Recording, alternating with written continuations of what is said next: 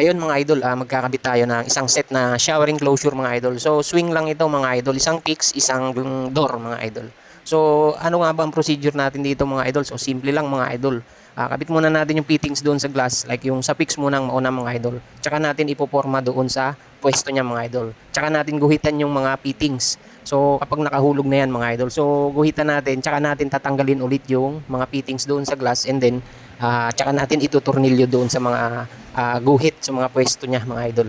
So ayan mga idol, ganyan lang. So naikabit na kaagad natin yan. Pero nakahulog na yan mga idol para hindi magbago yung mga posisyon ng mga fittings natin.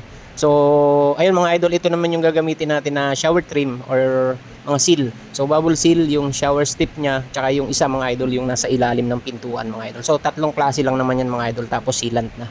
So ayun mga idol, ayan na yung fix na ikabit na natin yan, at inaayos na lang yung mga nilalak na lang yung mga tornilyo mga idol. So dito na tayo sa pinto mga idol. So same procedure pa rin yan mga idol. Ganun lang din ang procedure ng pinto.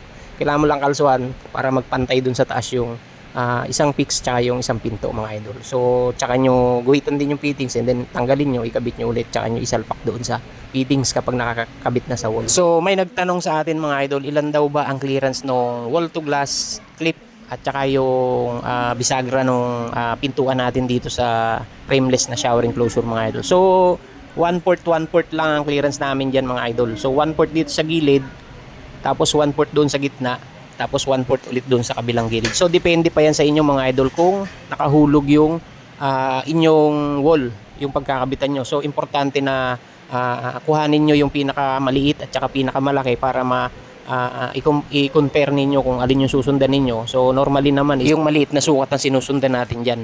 So ayun lang mga idol. So 3/4 lang. Doon naman sa ilalim ng pinto is 1/4 lang mga idol.